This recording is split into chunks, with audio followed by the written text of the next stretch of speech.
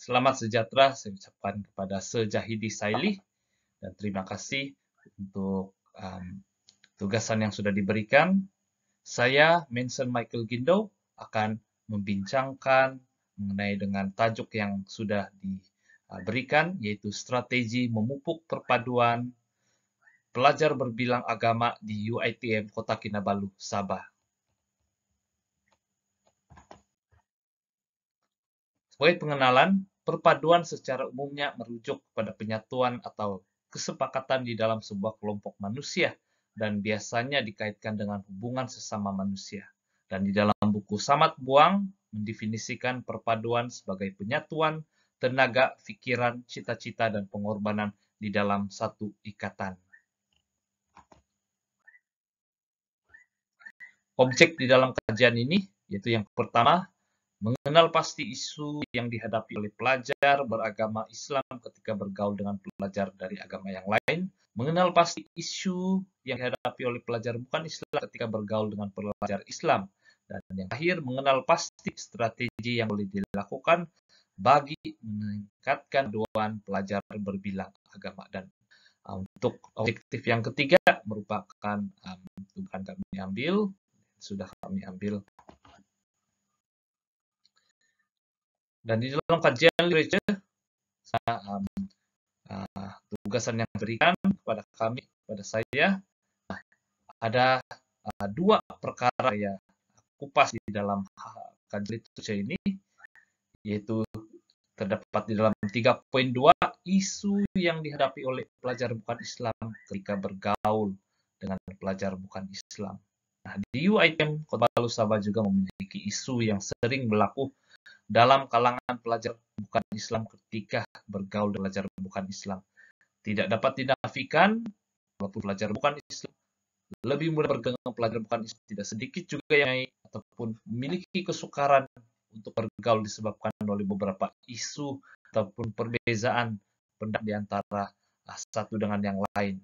Isu ini amat terkenal, khususnya di kalangan pelajar dan juga masyarakat luar.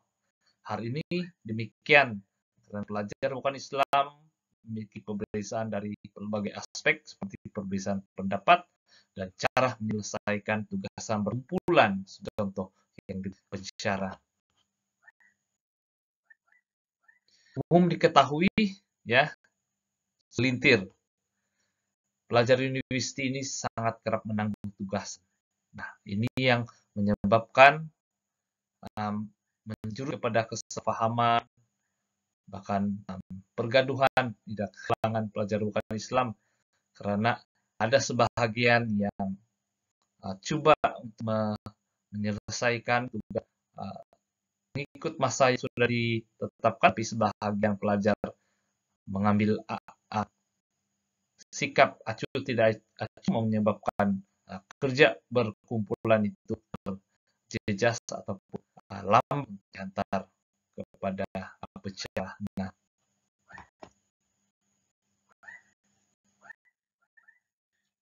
ini yang menyebabkan perpaduan itu sukar untuk dicapai, khususnya di kalangan pelajar bukan Muslim sesama pelajar bukan Muslim yang lain. Nah, itu yang seterusnya ialah sikap pelajar bukan Islam yang suka membanding-bandingkan dengan pelajar bukan Islam yang lain. Nah, isu ini memandangkan yang luas karena sikap pelajar bukan Islam yang suka membandingkan pelajar bukan Islam ini juga terkait dalam kepelbagaian agama yang ada di universitas ini. Oleh sebab itu, tentang kepercayaan agama juga dialami oleh pelajar bukan Islam. Hal ini demikian karena pelajar bukan Islam memiliki pegangan agama masing-masing yang berbeda antara satu dengan yang lain. Contoh, dalam agama penganut agama Kristen juga mempunyai berbagai dominasi, seperti sebagai contoh Roman Catholic dan SD dan lain-lain lagi. Nah, ini juga dapat sedikit sebanyak menjejaskan perpaduan walaupun di dalam kalangan pelajar Kristen Kristen yang yang lain disebabkan oleh dominasi yang berbeda. Dan pelbagai dominasi ini memang bukan perkara yang baru, tapi juga ini sudah berlanjutan sekian lama. Oleh sebab itu, setengah pelajar bukan Islam sukar untuk bergaul dengan pelajar bukan Islam yang lain. Terusnya, 3.3 strategi yang boleh dilakukan bagi meningkatkan berbilang agama. Langkah-langkah meningkatkan perpaduan dalam kalangan pelajar berbilang agama ini penting bagi mengelakkan berlakunya perpecahan di dalam kalangan pelajar. Antara aktif dilakukan antaranya adalah sukan, permainan dan khidmat masyarakat adalah salah satu contoh kaidah yang berkesan dalam meningkatkan interaksi antar pelajar berbilang agama di universitas ataupun di kampus. Nah, ini termasuk juga kegiatan sosial seperti gotong royong, beri perkhidmatan kepada masyarakat, lawatan ke rumah anak yatim, dan di tuition kepada pelajar. Juga adalah salah satu strategi yang terbaik, sebab hanya untuk semata-mata untuk kegiatan tubuh dan tetapi juga sebenarnya boleh meningkatkan perpaduan di kalangan pelajar. Matlamat sukan ialah mewujudkan kesepahaman, semangat kegitaan, dan perpaduan di antara pelajar. Penglibatan pelajar bilang wajib, selain itu aktiviti luar seperti perkemahan, perayaan bangsa, kurikulum, aktiviti persatuan juga berkesan sebenarnya untuk di dalam meningkatkan interaksi antara pelajar berbilang kaum dan agama. Nah, seterusnya kegiatan dalam kampus seperti pengendalian tugasan dan proyek secara berkumpul, aktiviti pembelajaran juga menggalakkan interaksi antara berbilang agama.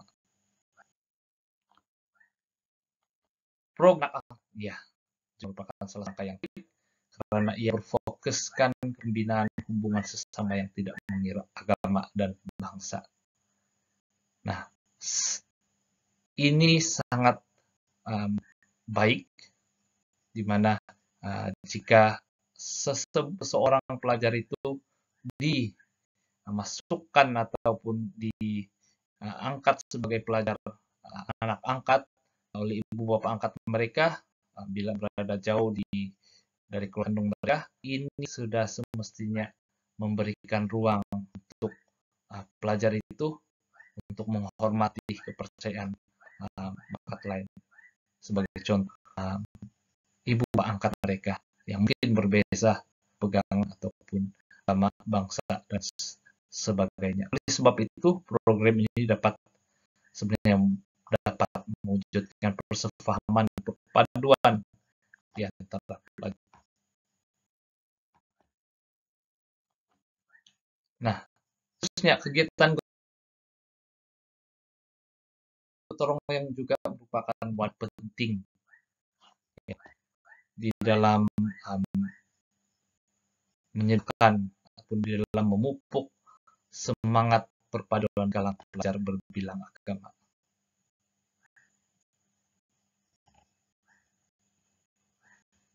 Dan seterusnya, program pendidikan juga tidak kurang pentingnya, sebagaimana beberapa aktiviti yang sudah disebutkan sebentar tadi, yang dapat memupuk semangat perpaduan juga terdapat di dalam program pendidikan.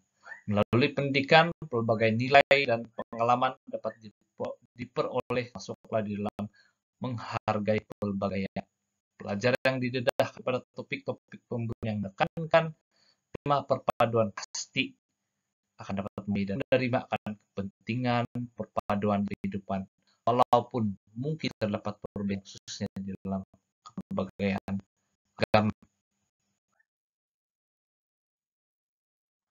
Selain kata melalui pendidikan di dalam bilik kuliah, penerapan perpaduan juga boleh dikukuhkan lagi melalui aktiviti pendidikan di luar bilik kuliah. Nah, ini seperti aktiviti persuan, pakaian beruniform, dan sebagainya. Nah, pengalaman-pengalaman seperti ini dapat memberi kesan yang mendalam, khususnya di dalam menyemai semangat perempuan di kalangan pelajar bilang. Nah, akhir sekali, strategi-strategi yang saya sudah sebutkan tadi dapat memupuk, meningkatkan lagi semangat perpaduan di kalangan pelajar berbilang agama. Kepentingan nilai perpaduan yang dapat disemai dalam jiwa setiap pelajar melalui strategi-strategi ini sudah semestinya akan melahirkan generasi terdepan yang kukuh, kuat, yang padu, menghargai perpaduan walaupun mempunyai latar belakang agama yang pelbagai, dan membangun negara dan bangsa yang lebih maju dan berdaya saing dengan negara-negara maju yang lain. Nah, sebagai penutup, membeni dan menyemai budaya perpaduan dalam kalangan pelajar universiti tidak hanya terletak di bahu pemerintah maupun warga di dalam universiti tersebut, melainkan dari kita sendiri yang mampu, bahkan juga yang perlu memainkan peranan yang mampu dan berterusan di dalam memelihara perpaduan, kerukunan, dan semangat bersatu padu. Segala kata-kata atau pandangan berbaur kebencian dan cobaan untuk mengapi-apikan perbedaan dalam kalangan pelajar universiti haruslah dihapuskan, dibenam dengan sikap kasih sayang dan rahmah agar pusat ini UiTM Sabah menjadi tempat yang dirindukan oleh setiap kita yang bergelar sebagai pelajar di UiTM Kota Kinabalu ini ketika kita sudah berusia. Sampai di sini pembentangan saya. Terima kasih dan salam.